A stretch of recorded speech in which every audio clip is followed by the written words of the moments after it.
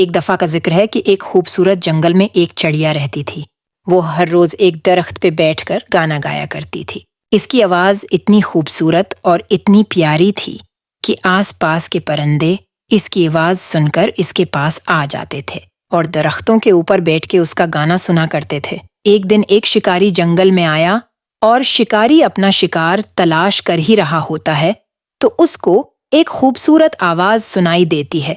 وہ آواز کے پیچھے جاتا ہے تو اس کو ایک چڑیا نظر آتی ہے جو درخت پر بیٹھ کے گانا گنگنا رہی تھی۔ شکاری نے چڑیا کا گانا سنا اور چڑیا کو خوب حوصلہ افزائی کی، اور چڑیا نے اس شکاری کو کہا کہ تم شکار نہ کرو، تو شکاری نے چڑیا کی بات مانی اور اس نے شکار نہیں کیا اور اب وہ واپس چلا گیا۔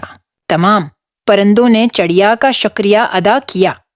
اس کے بعد تمام پرندے مل جل کر رہنے لگے اور ایک دوسرے کی مدد کرنے لگے۔ اس کہانی میں ہمیں یہ سبق ملتا ہے کہ ہمیشہ ایک دوسرے کی مدد کرنی چاہیے۔